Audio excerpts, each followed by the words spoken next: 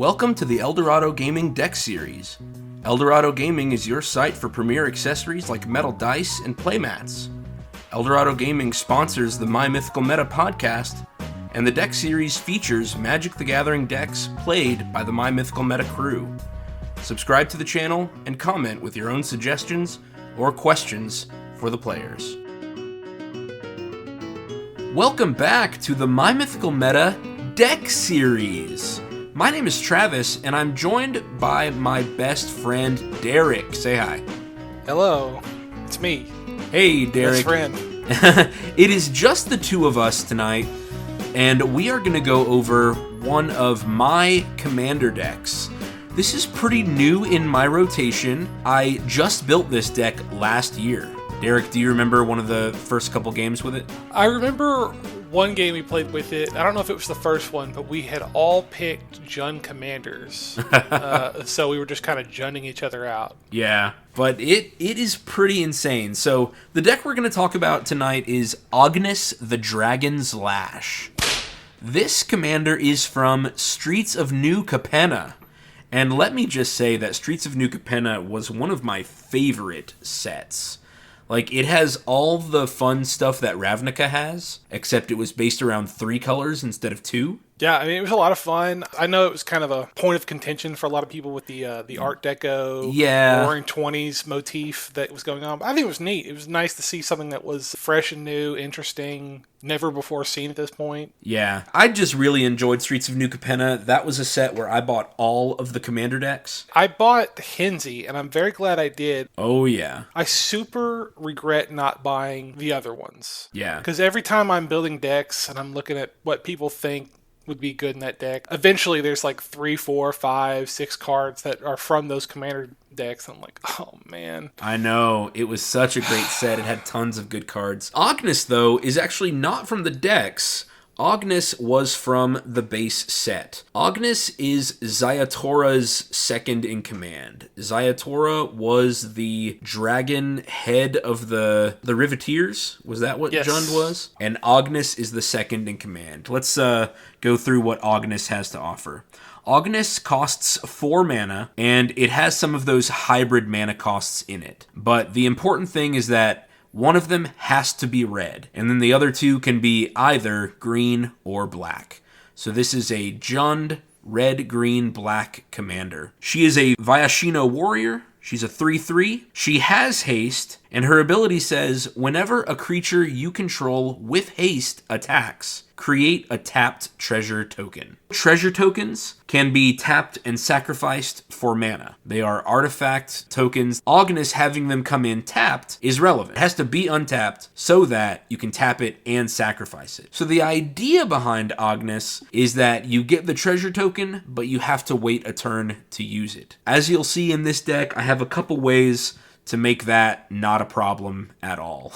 Just the act of the treasure token coming in will do stuff, or I have some things that can untap or let me spend the treasures immediately anyway. Derek, what do you think of Ognis's base abilities? Right off the jump, I do see her ability cares about haste, creatures with haste, and treasures. What kind of strategy? I mean, I know it's treasures. You went with treasures. But how hard did you lean on haste? I kind of went a smattering of 2 different directions. I do have a couple of creatures with native haste, but mainly, I grabbed a couple of enchantments that just give everything haste. I have 4 different cards specifically that just say everything you control has haste. And then the rest, there's a smattering of cards that have haste. And weirdly, I kind of went with goblin tokens as one of my focuses, because there are several enchantments that create goblin tokens with haste.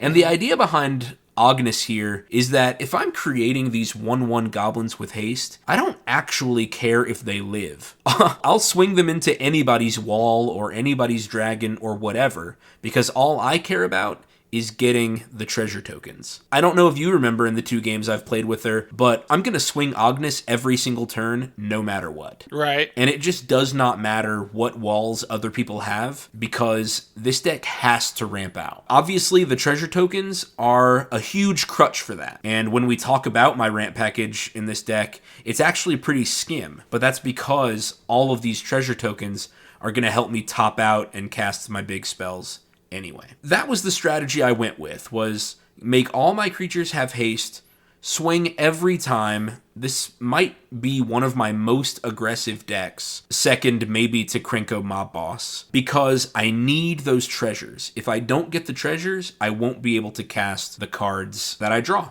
Every deck has its set of vegetables.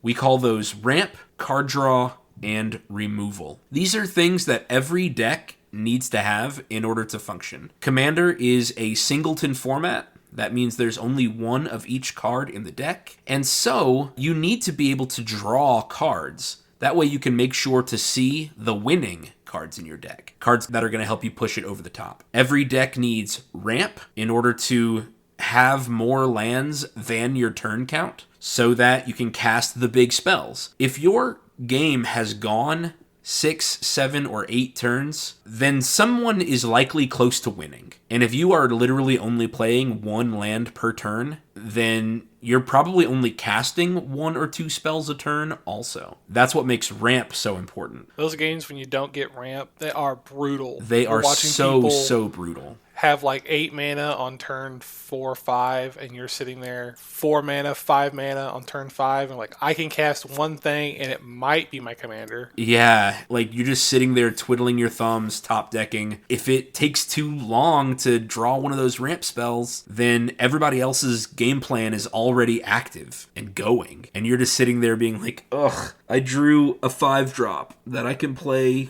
I can play 1 spell this turn. Mm-hmm. It just hurts really, really bad if you don't hit your ramp.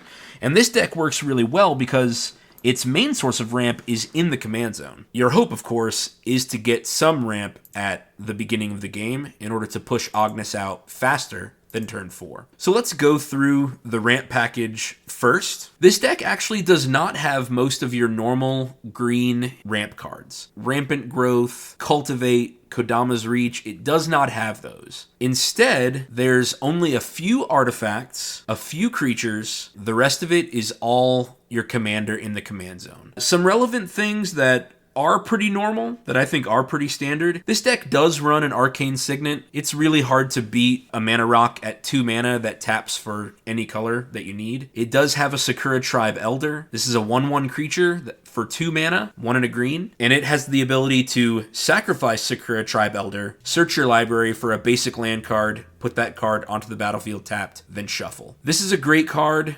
There's a reason it's still $2, even though it gets reprinted all the time. Because it comes in early, it blocks an attack, and then gets you a land. I think Sakura Tribe Elder is really good for that reason. Yeah, I mean, I have really moved away from anything that costs like 3 or 4 mana for ramp.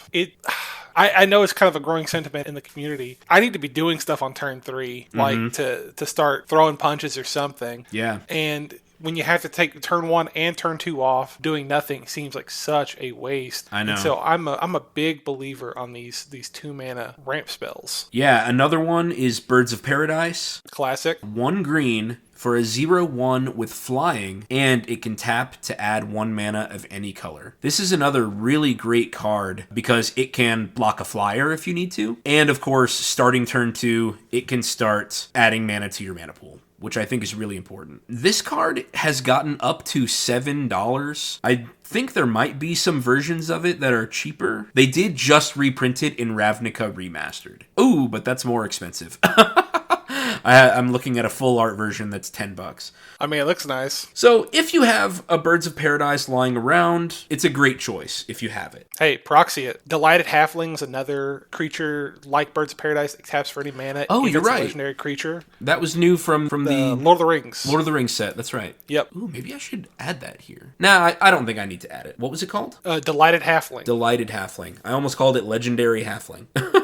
Frodo, Sam. Yeah, because it taps and lets you cast specifically legendary creatures. Yeah, and I think they can't be countered. I think that's true too. So now, let's talk about some other ramp stuff that is just especially good for this deck. Only because I was lucky and pulled it in a pack, I do have a Jeweled Lotus in this deck. This is a $90 card, but there is a very strong reason for it. It costs 0. So you toss it onto the battlefield for free. You can tap and sacrifice it to add 3 mana of any one color, and that mana can only be used to cast your commander. With a Jeweled Lotus in my opening hand, I can cast Ognis turn 1. Yeah. If I have a land. It's got haste, so you're already swinging and you're getting your 1 treasure. Yeah. It's absolutely nuts. It's insanely powerful in these aggro decks specifically. I have it here in Ognis, and I have it in Krenko Mob Boss for that exact reason. I want these aggro commanders out as fast as possible. Yeah, and I think, especially with Ognis, this is a 3-color deck because you have those hybrid symbols. It really works well in this deck. And also, for 4-color commanders, if you got 1 land, like you said, you're casting on turn 1. That's the dream. Yeah, this is a 3-color deck, and to be casting your commander turn 1, that's absolute madness. I have seen some Ognis decks that are mono red. I could see it. Yeah. That way you just absolutely don't have to worry about any other colors, and you can get Ognis out that much faster because you don't have to worry about your fixing. I saw a lot of black that I wanted to use in this particular deck, though, because black has some artifact synergies I wanted to use. I've been wanting to make a treasure deck since New Capenna came out, and there was so much treasure support. And I keep thinking in my head, red is the treasure color, so it has to be at least red. And then I'm like, well, black has, if red is creating the treasures, black's creating the win cons for those treasures. You know, you have the Mirkwood Bats, you have... Oh, that's a card I need to add to this deck. That's a game finisher by itself. I think I might have added it, but just didn't update the deck. Oh, and then green supports red's treasure creation so well. Here's Mirkwood Bats for any listeners. Mirkwood Bats is from The Lord of the Rings, Tales of Middle-earth. It costs 3 and a black, 4 mana, for a 2/3 flying bat. Whenever you create or sacrifice a token, each opponent loses 1 life. Does not specify what kind of token it requires. This can be creature tokens if you're running humans or rats or saprolings or whatever, or your treasures. Every time you create a treasure, each opponent loses 1. Every time you sack that treasure for mana, each opponent loses 1. They're going to lose that life on the way in and on the way out. Absolute insanity. This is the card that started it all for me. Bootlegger Stash in your list. It says it's cost 5 in green. It's an artifact. Lands you control have tap, create a treasure token. So it lets you store your mana up. If you don't have something to spend it on at that time, save it and roll it into the next one. I love that idea so much, and it's the card that's like, I need to make a treasure deck. You know, it has to be red, and it should be black, and now it needs to be green, but then blue and red has such good artifact synergy, and then red-white has some artifact synergy, so it's like, I don't know how to pick what I need. When Bootlegger Stash came out, I remember being on a soapbox saying it ought to be white because it's all about saving and storing and planning for later. Yeah. But if we're being honest, green being able to double and store its mana for later, that's pretty green too, so... Yeah. I can't be too mad at it. I could see either way. Yeah. I don't think you're wrong with it could have been white. Yeah. Let's keep the pace moving. I've got a Goldspan Dragon in this deck. This is a dragon that has haste, and so it's gonna be swinging and creating treasures as long as Ognis is out there. It costs 5, 3 red, has flying and haste. Whenever Goldspan Dragon attacks or becomes the target of a spell, create a treasure token. And then this second passive ability is why it's in here. Treasures you control have this new ability: tap, sacrifice,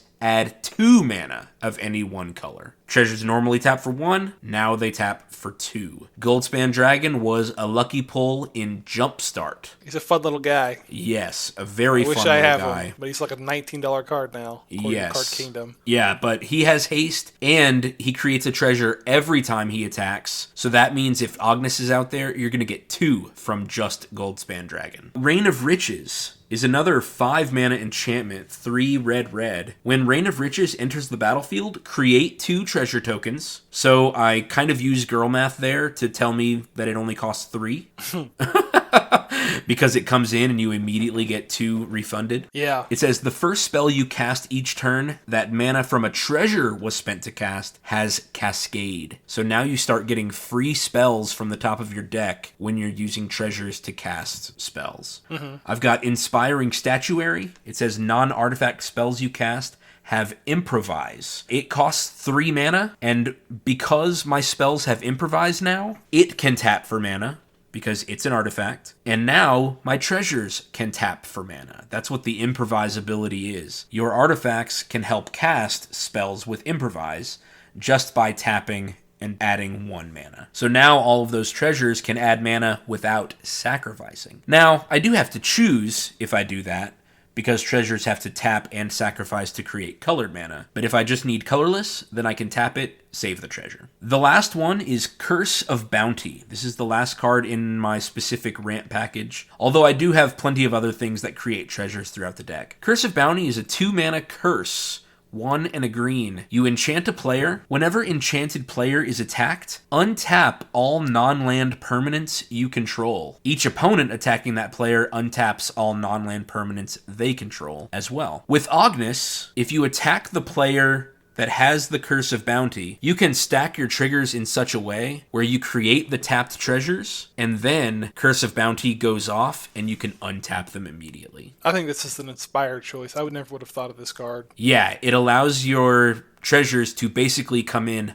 untapped. Mm-hmm. Now, they aren't. They're coming in tapped and then untapping. But Curse of Bounty for 2 mana allows you to do that as long as you pick the right player. Here's a question that's along this line is I don't see a Seedborn Muse. What made you not choose that over something like this? I have 1 Seedborn Muse, and I think it's in another deck. Okay. At the moment. I think the one I have is from a precon. I don't remember which one, though. Okay. Well, I guess if you're not running a lot of instance, it's not really a super move for it, since it would be at the end of your... still be nice to let me untap my hasty creatures. That way I can still have them up for defense. But I think it's a card where you could take or leave, and I'm sure there's something in this deck that I could replace with Seedborn Muse and it'd be just as good. Yeah, okay. Maybe Kalain, Reclusive Painter. It's a human elf bard, and it says... When Kalain, Reclusive Painter, enters the battlefield, create a treasure token. Other creatures you control enter the battlefield with an additional +1/+1 counter on them for each mana from a treasure spent to cast them. Now that I reread that, I don't know, because if I cast, a big dragon and spend 5 treasure on it,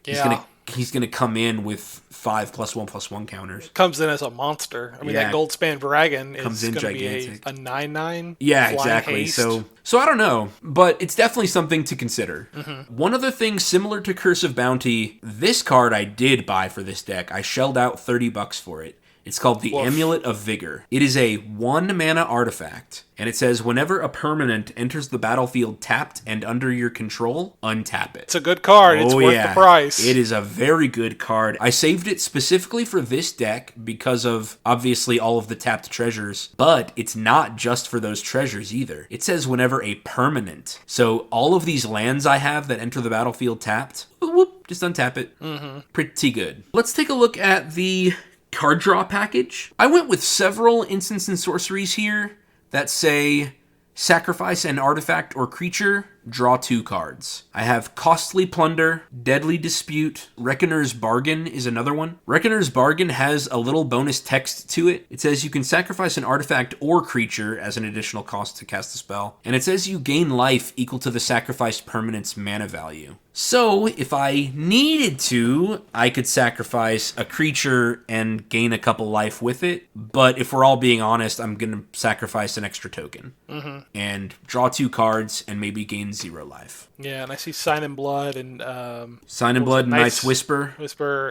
Yeah, those cards that let you draw 2 cards, but you pay 2 life for 2 mana. It's great. Yeah. 2 mana, draw 2, lose 2 life. In Commander, there's just absolutely no reason not to play these when you start with 40 life. These are the kinds of cards that I would love to put in my gift decks for you guys, but they cost $1.29, $2.79, and those cards just add up. Yeah, they do. When you're stuck with a $50 budget. Here I'm not, though, and so that's why they're in. I have Chronomancer, which is from the Warhammer set. It's a 1/1 flying for 2 mana. You can pay 1, tap it, and sack an artifact to draw a card. So this is a repeatable way to sacrifice a treasure, draw a card. I just think that 2 mana for a card or 1 mana for a card is a great rate. Same with Trading Post. It has 4 different abilities, and they all cost 1 mana to activate, and then they do several different things. You can discard a card to gain 4 life. You can pay 1 life to create a 0/1 goat creature. You can sacrifice a creature in order to return an artifact from your graveyard to your hand. I might be doing this if someone destroys Amulet of Vigor early in the game. But the last one is pay 1, tap, sacrifice an artifact, draw a card. If I can pay 1, sack a treasure token, draw a card repeatedly over and over and over again throughout the game, I think that's pretty good. Idol Oblivion's very much like that, except it only costs 2 mana, and it has a tap, draw a card, activate only if you created a token. Well, if you're attacking with a haste creature with Ognis on the field, you are getting that treasure token. So it's just a free card draw right there. Exactly. And then it's not for this, but you could pay 8, tap, sacrifice Idol of Oblivion, create a 10/10 colorless Eldrazi creature token. Yeah. I'm sure there's a deck that's good in. This is probably not the one. That is just bonus text. I have never once in my entire life created the Eldrazi from Idol of Oblivion. Mm-hmm. But it's there. Surprise. If I have one of my haste enchantments out that gives every creature I control haste, it's like, I have all these extra treasures lying around. Let me just create a 10/10 Eldrazi token. Those are fun. I don't even need the cards. Yeah. A couple other good card draw things in here. I have Tome of Legends. Costs 2 mana. It enters the battlefield with a page counter on it. Whenever your commander enters the battlefield or attacks, you put a page counter on it. And then you can pay 1, tap it, and remove a page counter from the Tome of Legends to draw a card. This is just a lot of text, a lot of mechanics that say, if you attack with your commander, you can draw a card with this. Ognis is going to be swinging, even into things bigger than her, because I need the treasures. That's what's going to happen. I'm just going to draw cards with it. Professional Facebreaker I have in my card draw category. It gives me some red impulsive draw. It costs 2 and a red for a 2/3 human warrior with menace. Whenever one or more creatures you control deal combat damage to a player, create a treasure token, sacrifice a treasure, exile the top card of your library. You may play that card this turn. Something cool to note here is I can use Ognis's tapped treasures in order to activate Professional Facebreaker and desperately look at the top cards of my library. Yeah, I think that's great. And also, I think whenever one or more creatures you control deal combat damage to a player to create a treasure, that counts each player, right? Yes, it does. Deal combat damage, yeah, so that could be 3 treasures right there. Yep. And it itself has menace to help you get in. Exactly. So it's going to be swinging in. Your other hasty creatures, if I have enough, are going to be getting in with other players. Ognis is going to create those tapped treasures that I can sacrifice to look at the top cards.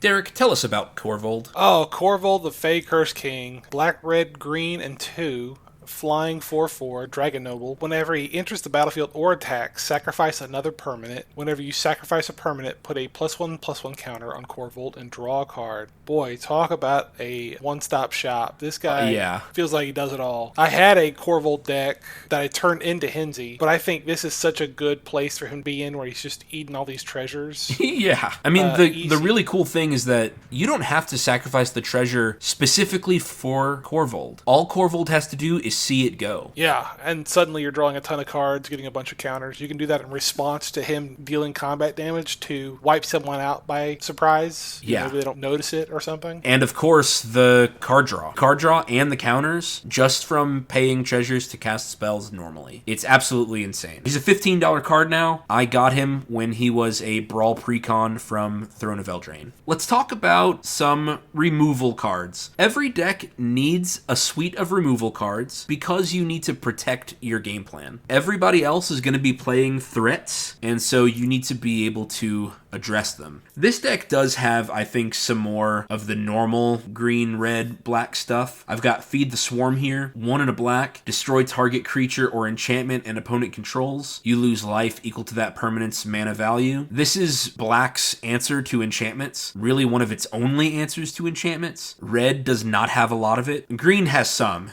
and I do have some of that here. I have Broken Bond, which I've talked about on the podcast before. This is 1 and a green. Destroy target artifact or enchantment. You may put a land card from your hand onto the battlefield. I think this is an underplayed card. Absolutely, dude. You have to have the land you play for turn and then another land for it to be good. But I still think it's still underplayed. Was it against you I cast this on? I think I did, right? Yeah, it was me. We were doing our Christmas game. Yeah, you had played Soul Ring, and then I was playing Ilharg and Radagast, right? Our Secret Santa deck. Yeah, I'd done that on turn turn 2 ramped, and I mean, I set you way back because I Yes, destroyed it a did. soul ring, I think. And man, to slow someone else down while also speeding yourself up, I think it's great. I have actually lost count of the number of times I've broken bonded someone else's turn 1 or 2 ramp spell. You know, they may have done a Thought Vessel or a Mind Stone or a Soul Ring, or maybe one of those green enchantments that enchants a land and enables it to tap for more and produce more mana. Broken Bond, play an extra land. I'm up, they're down. I've lost count of how many times I've done that. It's just so good. Nature's Claim is the same because it only costs 1 green, people. 1 green for an instant, destroy target artifact or enchantment. Its controller gains 4 life. You know, I love using Nature's Claim to get somebody else's early game ramp off the board. 4 life is nothing. That 4 life is nothing. It's the same reason we use Swords to Plowshares to get rid of a big creature. Mm-hmm. You know, life is the easiest thing to take away from somebody. So I think it's just the best gift to give somebody in return for getting rid of their stuff. A couple other moves here in my removal suite. I've got Hull Breach. This is a red and green spell that gives you a lot of options. You can destroy an artifact, or destroy an enchantment, or destroy target artifact and target enchantment. I don't know why it's phrased in this way. Maybe it's just because it's an old card. Yeah. But yeah, you can destroy 2 things with Hull Breach. For 2 mana. For a red and a green. I think that's really good. I do have Decimate. Some people say that Decimate's not good because you do literally have to target everything. I'll read what it does. 2 red and a green for a sorcery. Destroy target artifact, target creature, target enchantment, and target land. This spell must have 4 targets, so it sometimes gets flack because if your opponents don't have enough legal targets, you have to target something of your own. That's never happened to me. I think it's happened once or twice to me, enough where I feel burned by this card and I don't really run it anymore. Oh man, you're like Darth Vader. You have failed me for the last time. Yeah. Like if I was in just a red-green deck, I might consider it, but anything red-green plus, I wouldn't put it in there. Yeah, I mean, different strokes for different folks. Maybe when this card does burn me, I'll feel really bad about it, but 4 mana for 4 permanents? It is pretty nice, especially target land. Especially target land. Let me finally have an answer for someone's Mystifying Maze. Yeah, their Maze of Ith or Homeward Path or Homeward Path, Cabal Coffers. Yeah. I don't know. Like I said, I've never not had enough targets for Decimate. Deglamour, I think, is underplayed. This is 1 and a green for an instant. It's just another green artifact or enchantment removal, but it does it in a different way. It says choose target artifact or enchantment. Its owner shuffles it into his or her library. I've never seen this card before. It seems like a very blue effect. Yeah, to have it shuffle back in. Mm-hmm. So instead of sending it to the graveyard where people can recur their stuff, it shuffles it back in and they have to eventually find it again, if ever. This next one has me intrigued. Azuri's Predation, green, green, green, and 5 for a sorcery. For each creature your opponents control, create a 4/4 green Phyrexian Beast creature token. Each of those tokens fights a different one of those creatures. So what made you put... I was just going to ask, what do you think? I love this card. It has been a heaven-sent gift to me in Thrun more than once. Oh, yeah. What made you want to put it in this deck instead of like some kind of blackboard wipe or something? So, I do additionally have a blackboard wipe. We'll talk about in Garruk's Wake in a minute. But Azuri's Predation costs 8. It's one of those top-end cards that I can spend lots of treasures on. And then it creates a number of 4/4 green beasts equal to the number of all of my opponent's creatures. Every single one of them. Randy's running Darien. You know, he's got 50 tokens out, 200 tokens out or whatever. O'Hare talk Oh, now. that's right. That's right. He remade it. And now it's 60 instead of 20. Yeah, exactly. Well, I'm going to get that many green beasts. A few of you may die. If other people have enough bigger creatures, but that's a sacrifice I'm willing to make, because every beast that lives, if I can give it haste, here, I can go ahead and talk about my haste package. I've got 4 cards that grant my creatures haste. Roar of Resistance is 1 and a red. Creature tokens you control have haste. That's just really good. It has another ability where you can pay 2 to give creatures that are attacking my opponents +2/+0. That's pretty good, but it's not why it's here. Creature tokens I control have haste. Urabrak Trask the Hidden. Creatures I control have haste. Creatures your opponents control enter the battlefield tapped for 3 red, red. And he's a 4/4. Hammer of Perforos. 1 red, red. Creatures I control have haste. And then last one, I bought at TCGCon last year for $13. It's up to about 16-ish. It's called Concordant Crossroads. 1 green, all creatures have haste. The idea behind Concordant Crossroads is you only play it when you want to win, or when it's really worth it, because you don't want to give all your opponent's creatures haste. If I can have any one of these effects that give all my creatures haste, I can cast Azuri's Predation, get a ton of beasts, swing with them, and generate that many treasures. So I think it's great. It is a little bit of a magical Christmas land. Right. Because I have to have one of my haste enablers plus Ognis, but that's pretty good. It's pretty wild. Shoot for the fences. Miracles happen. Yeah, it's pretty insane. I do also have In Garruk's Wake, which is probably the strictly better version of Azuri's Predation. It's a black sorcery. It costs 9. 7 black, black. Destroy all creatures you don't control and all planeswalkers you don't control. Pretty intense. 9 mana, but it absolutely clears the board of everyone else's everything except for their indestructible creatures. I think it's a fun card. I think I only own one of these. I think it came in a pre-con early in my career. Oh, yeah? I've got Tyrant's Familiar. This is a dragon with haste, and whenever it swings, it deals 7 damage to target creature. I have Assassin's Trophy. It's black and a green. Destroy target permanent and opponent controls. Its controller can search their library for a basic land. This is really good just because you can target any permanent with it, but the last 2 things I want to hit in this category are specific to the treasures. First, there's Girapur Ether Grid. This is an enchantment for 2 and a red. You can tap 2 untapped artifacts you control. Girapur Ether Grid deals 1 damage to any target. This is any artifacts, period. So if I have Inspiring Statuary or Amulet of Vigor. What are you tapping it for? Amulet of Vigor is not tapping for anything. It doesn't tap for anything, so I can use it. But of course, I can use the treasure tokens for it too. In order to get somebody's last 2 life down, or to ping down somebody's 1 toughness creature, I think Girapur Ether Grid is great for managing some really small stuff. And then there's Mayhem Devil. This is a 3/3 devil for 3 mana. 1, a black, and a red. Whenever a player sacrifices a permanent, Mayhem Devil deals 1 damage to any target. This is not just going to count me and my treasures. It's going to count my opponents and their treasures, my opponents and their clues, their food, their fetch lands, their creatures that are sacrificing other things. Mayhem Devil gets to ping something for 1. I have this guy in Henzi because I'm sacrificing my own stuff. Oh, yeah. But I put this guy in my decks because I know it's going to hurt Benjamin more than it's going to hurt someone. Well, he's going to give me the fuel to start machine gunning things. Yeah. Oh my gosh. Imagine he's out when Benjamin plays a Fleshbag Marauder. It's like, okay, Benjamin, you can play a Fleshbag Marauder, but Mayhem Devil's going to whack you in the head for 4 damage. Yeah. It's fun. Yeah, have fun. That's my removal, ramp, and card draw package. And overall, that occupies 11 plus 9, 20 plus 12. So 32 cards. About 30-ish of my cards are my vegetables. Now, obviously, I want my vegetables, ramp, card draw, and removal. I want them to synergize with what the rest of my deck is doing. That way, these cards can be running double duty. And I hope I've done that with this package that I have. You really want the cards that are doing all of these basic functions.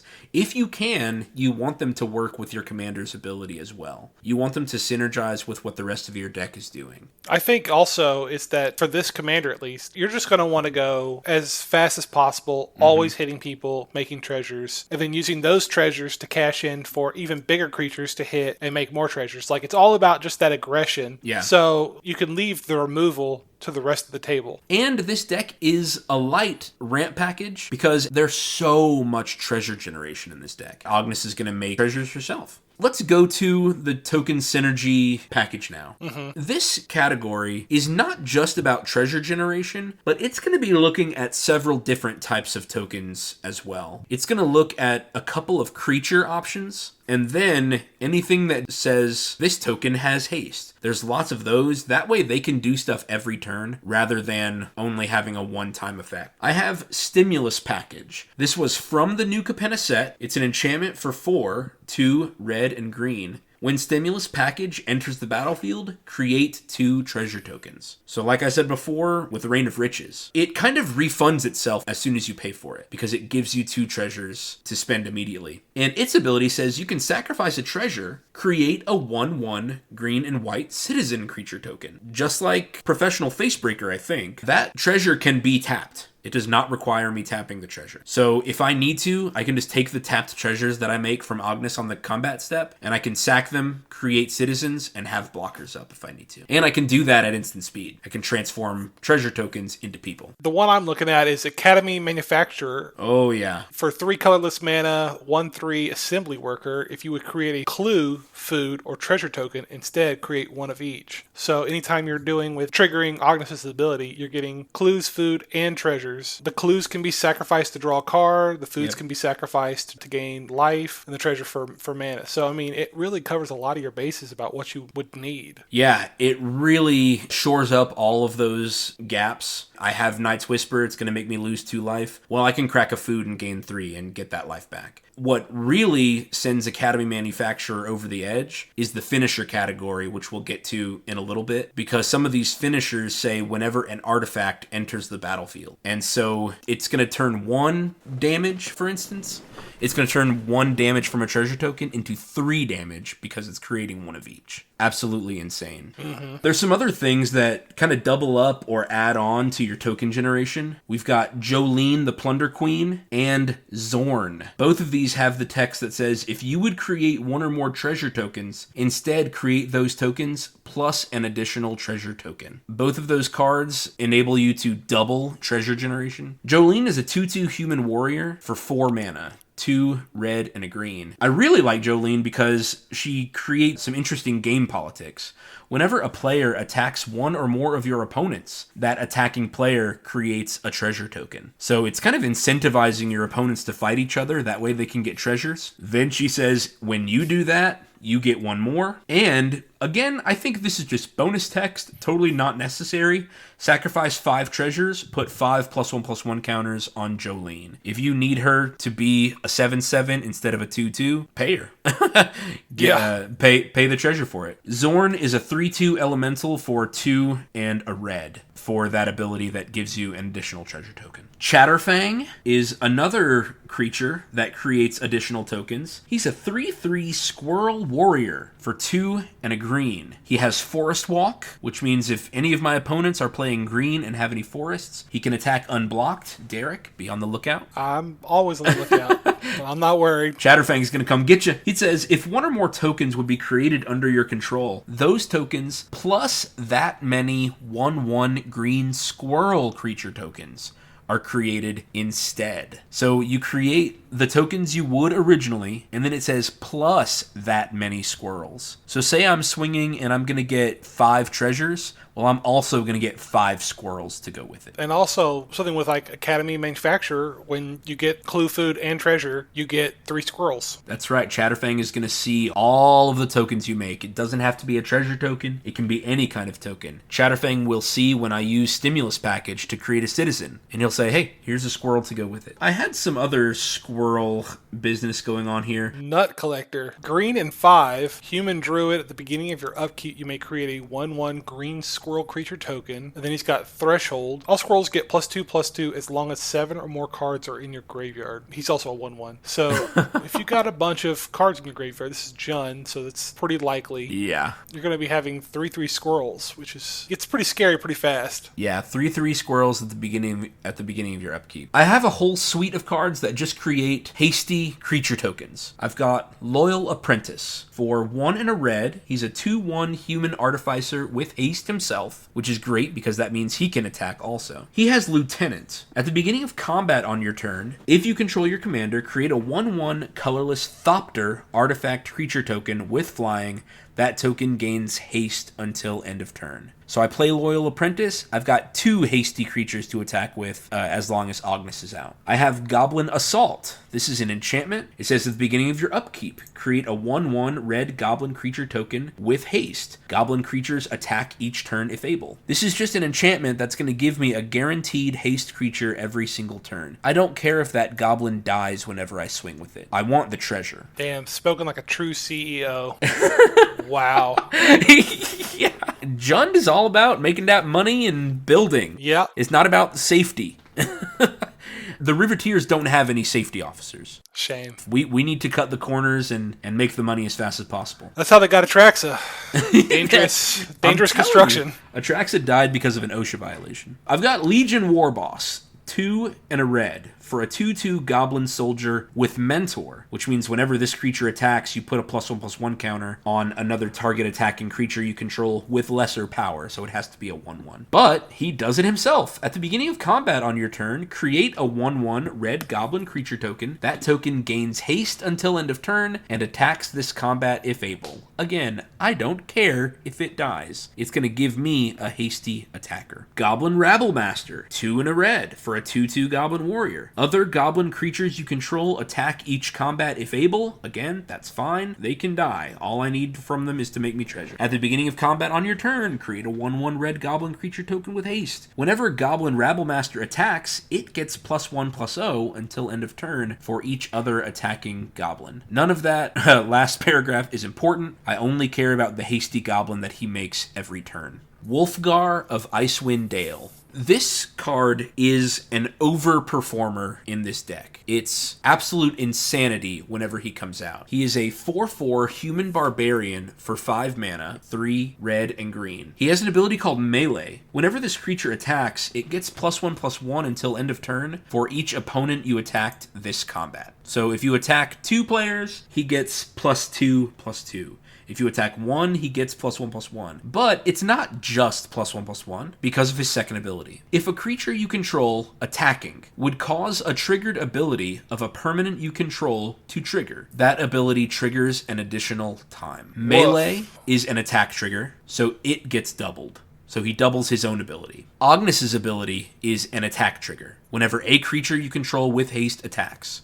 So with Wolfgar, you get 2 treasures per attacking creature. Let's take a look at Goldspan Dragon. Whenever Goldspan Dragon attacks, create a treasure token. With Wolfgar, you create 2. And those 2 would be tapping for 4. Yes, so, and the 2 treasures it makes would be tapping for 4 mana. Just an explosive. Wolfgar absolutely causes this deck to explode because of all of the attack triggers that are just lying around on all these good creatures. I mentioned Tyrant's Familiar earlier. This is another dragon with haste. It has Lieutenant. It says as long as you control your commander, Tyrant's Familiar gets +2/+2 and has, whenever Tyrant's Familiar attacks, it deals 7 damage to target creature defending player controls. Well, with Wolfgar, he gets to blast down 2 creatures or deal 14 damage to a single creature. Love it. Absolutely love it. Wolfgar is wild. I have Swashbuckler Extraordinaire. Whenever he enters the battlefield, he creates a treasure token. He is a 2/2 dragon rogue warrior for 3 mana, 2 and a red. Whenever you attack, you may sacrifice 1 or more treasures. When you do, up to that many target creatures gain double strike until end of turn. So now I can start giving my attacking creatures double strike. This category is absolute madness. For a reason. This is the token synergy category.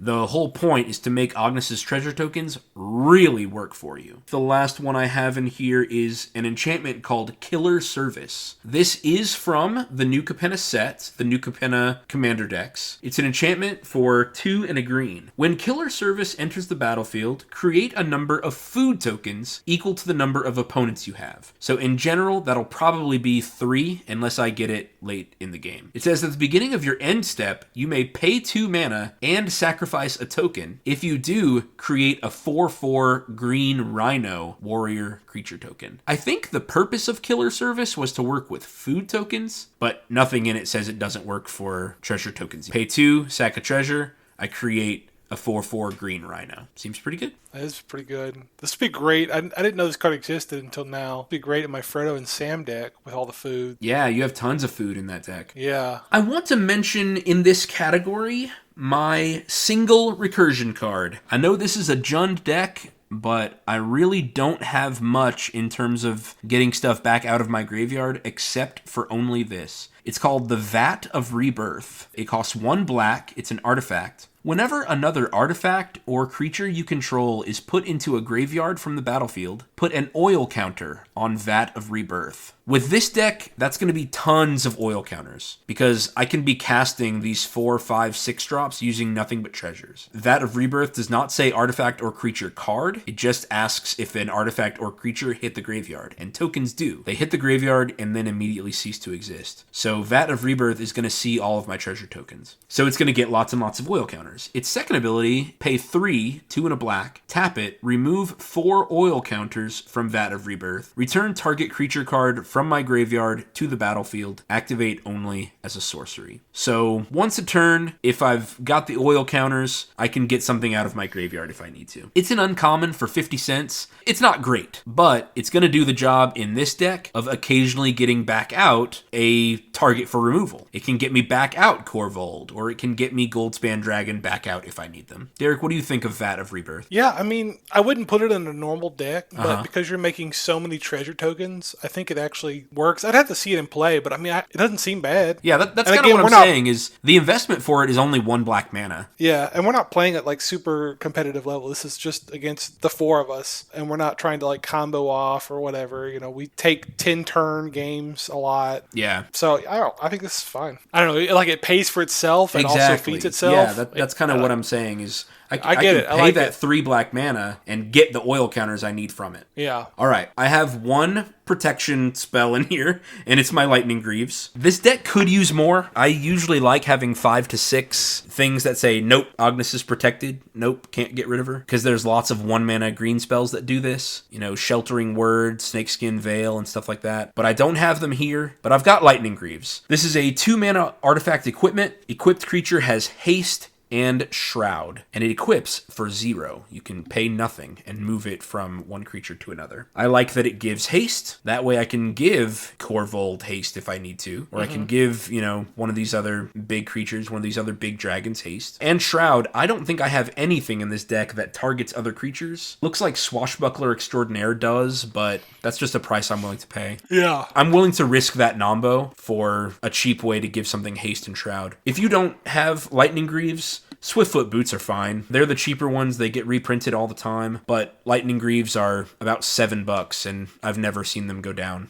Something that you would know better than me, because I can't remember. What happens to this deck if Ognis dies? How bad are you hamstringed by us taking out your commander? Just asking for a friend. If Ognis dies, usually I have created enough treasures before she dies that those treasures help me to recast her. That's what has happened in the past. I get Ognis out very fast, usually turn 3 or 4 while other people are still ramping. I start swinging, making treasures. Hopefully by that point I have a token synergy card out somewhere, because any one of these token synergy cards is going to help me get more and more treasures out. That's kind of my backup plan if Ognis gets removed the first time. After she gets the second, I'm really just hoping to draw into more card draw into one of my finishers, and hope that I can create enough treasures from my other spells. Jolene and Wolfgar are both great backup commanders for this deck, if I can manage to get them out. Okay. So, great question. That's something we should ask in every deck tech. What happens when your commander gets removed? Let's look at the finisher category. This is the fun category. I have 10 of these. These are the cards that enable Ognis to win the game.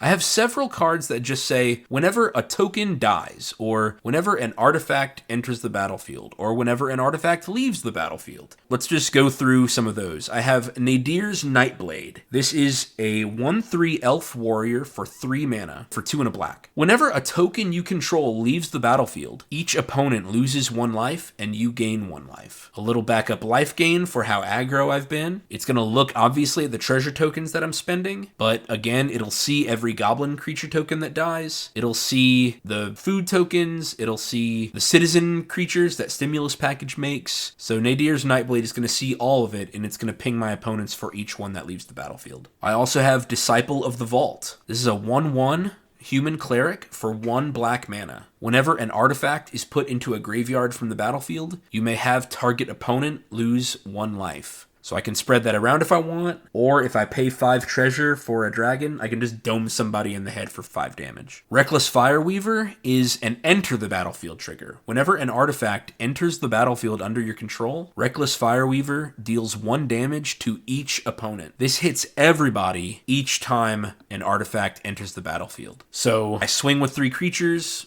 they all have haste, I get 3 tapped treasure tokens. Reckless Fireweaver just slings 3 damage around to everybody. Marionette Master. I think this is a really great card. I want to say he came in the Prosper Tomebound Commander deck, but he's been reprinted in a couple other ones too. He is a 1/3 Human Artificer for 6 mana. 4 black. He has Fabricate 3. When this creature enters the battlefield, put 3 +1/+1 counters on it, or create 3 1/1 colorless servo artifact creature tokens. Fabricate is amazing for this deck because I can use the servos to ping people down with Reckless Fireweaver or Nadir's Nightblade. Maybe I have one of my haste enablers and I can give all of those servos haste and swing with them. Or you can stack the 3 +1/+1 counters on Marionette Master for this ability. Whenever an artifact you control is put into a graveyard from the battlefield, target opponent loses life equal to Marionette Master's power. If you use Fabricate for the servos, his power is 1, so it's the same as a Disciple of the Vault. But if you stack the 3 +1/+1 counters on Marionette Master, each one is doming someone for 4 damage. Oh man.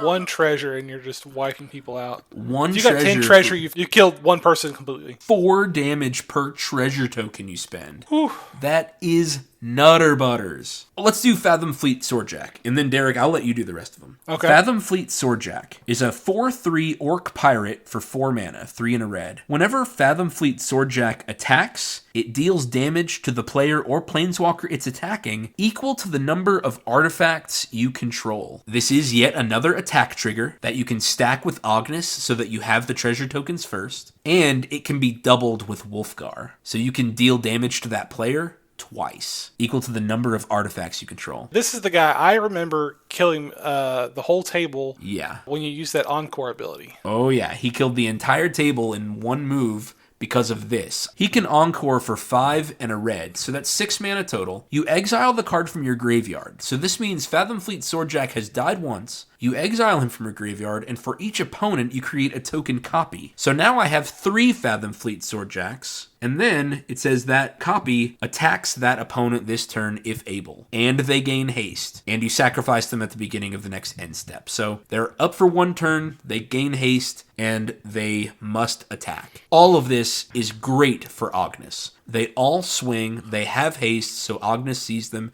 they all get treasure tokens. Fathom Fleet Swordjack sees the treasure tokens you just made, just explodes on each opponent, equal to the number of artifacts you control. This is an absolute finishing orc from the top rope move. Yeah. So next up we have Hellkite Igniter. He's a dragon. He costs red, and 5 for a 5/5 flying haste. And then he's got, you could pay a red and 1. Hellkite Igniter gets +X/+0 until end of turn, where X is the number of artifacts you control. So 2 mana, you could be hitting someone for a ton of damage. Yeah, you can activate it multiple times, and you can activate it at instant speed. Yeah. So you can activate it after Ognis's attack trigger has gone off.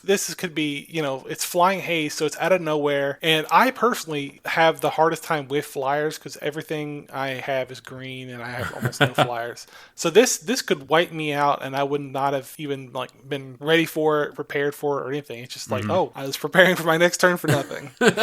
Yeah, I really love this card. I also think the art is just sick. He looks like he has jets coming out of his wings. Yeah, it looks like he's kind of witness me type of energy. Yeah. These next two are kind of go toe and toe with each other. It's Hellkite Tyrant and Revel in Riches. Yes. They both care about the number of artifacts you have. Revel in Riches cares about treasures, but Hellkite Tyrant is a dragon, a red, and 4, 6/5 flying trample. Whenever he deals combat damage to a player, gain control of all artifacts that player controls. Which is sick by itself. Yeah, that is debilitating. Rough. Steal all of their mana rocks, which in itself is just absolutely insane. You will see people just double, triple, quadruple block Hellkite Tyrant because they can't lose the mana rocks. Yeah, it's like you might as well have just lost. Yeah. If he takes all your rocks. Because you're going to set somebody back. Yeah, I'm thinking about like Randy's O'Hare Talk, his mono white deck, and Brago that is so reliant on having mana rocks. Oh, yeah. I mean, that makes up over half of his mana, usually, by the late game. And he might as well just be knocked out of the game. You might as well just let him leave, Just like, okay, man,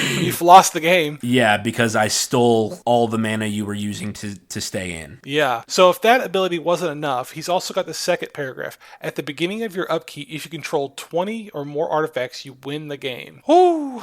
You just easy. Win. The game's just over. Sorry. What an absolutely easy thing to pull off with treasures. Yeah. It's nothing. Yeah, and then Revel of Riches has a very similar requirement to win the game. It says at the beginning of your upkeep, you control 10 or more treasures, you win. And that's all it takes. Yeah, it's black and 4 enchantment. Whenever a creature an opponent controlled dies, create a colorless treasure artifact token with tap. It's a treasure. Yeah. So yeah, it's just automatically you win the game. Those 2 cards. Woof. And then the Mac Daddy of them all, Torment of Hailfire, black, and X for a sorcery. Repeat the following process X times. Each opponent loses 3 life unless that player sacrifices a non-land permanent or discards a card. This is backbreaking. This is a big enough one. It's like, well, I've won the game. Yeah, because usually what you end up seeing is, okay, I'll lose 15 life, I'll discard 4 cards and sack 3 lands. It's like, oh my good God, what do you have left to live for? Yeah. After Torment of Hailfire. Do you want this game to continue? It's over. You've lost, old man. Give up. Yeah, exactly. Now, Torment of Hailfire, it's a $20 card for a reason. It goes in lots of decks. It goes in any deck that's big mana, that are just making tons and tons of mana. That's why it's in here. I pulled it from Hour of Devastation when it was just a rare in the most recent set. I would never go out and spend $20 for a finisher card like this. Yeah, I but pulled if you 2 got of them one in the lying same around, box. Ooh boy, you pulled 2 in the same box. 2 in the same box, and also that Locust God Invocation and a Scarab God. That is an insane single box, dude. That was the first Magic product I ever bought for myself. That's right. That's right. Have you kept both of your Torments of Hailfire? Do you have them in any decks? I actually don't think they are. Dude, you should build big black mana. I'm trying to. I'm in the works. Oh, is it really? Yeah. Very I don't know if this cool. card will make the cut because this isn't the kind of card that it would go in. Okay. But yeah, I'm trying to build more black decks. Now that we have this tournament going, I really just want to win, and I want. And you want to get all the color combination points? Color combination points, and I just want to make sure, like, when I've killed you guys, I've killed you. Yeah. I have broken your spirits. I have left you just broken and beaten. Yeah. There are 2 cards left in the deck, and we're not going to talk much about the lands. I'll point out just a few that matter because they're artifacts, but in general, whatever your land base is probably fine. So 2 cards left. Mazarek Crawl Death Priest. This is a 2/2 insect shaman with flying. He costs 5 total, 3 black and green. Whenever a player sacrifices another permanent, put a +1/+1 counter on each creature you control. So just like Mayhem Devil sees any player sacrificing any permanent, lands, treasure tokens, creature tokens, whatever, Mazarek sees that too, and every time you do it, you put a +1/+1 on all of your creatures. So this is insane. Just before combat, you crack a bunch of treasures, give your entire team +5/+5, and finish the game. Yeah, easy. The last card, it's kind of become a pet card for me, but it's never not performed really well. And it's not in the finisher category. This is a defense card. It's called Fangren Marauder. Best card in the deck. I don't know about that. I honest to God think it's like top 5. I don't know about that, but it is really, really good. It is a 5/5 beast for 6 mana, 5 and a green, so it ain't cheap. And that's because it was a common in the set that it came out in. It's still only 50 cents, but here's its ability. Whenever an artifact is put into a graveyard from the battlefield, you may gain 5 life. That is such a laughable amount of, life. Like, you crack 4 treasures, you've gained 20 life. 20 life. What are your opponents going to do outside of commander damage? There's not. It's so much life. And again, this is an artifact into any graveyard. It's not just my treasures. It's everybody else's artifacts too. Derek, you may not remember, I had Fingered Marauder in a different deck, in my Klothys deck, and we were playing with a stranger at the shop, and he used a clone, and out of all the creatures on the battlefield, he copied Fingered Marauder. I do vaguely remember that. Because I'm telling you, it's one of the best cards. It's 50 cents, and especially with how much treasure support there is, yes, people have to pick this card up before it goes up. I think it's so cheap because people don't know about it right now. I don't know. I've heard it on podcasts. People are talking about it. But 5 life per treasure? My goodness. That is such a huge wall of meat to put up. Yeah, didn't I pull this out? I know it's in the deck with my Frodo and Sam food deck. I had that, and it's like, yes, I mean, try to catch me. I'm gaining 8 life per sacrifice. Good luck. You sack the food for 3. Fingered Marauder sees it and gets you 5 more. Yeah. Yeah, wow. That is my Ognis the Dragon's Lash deck.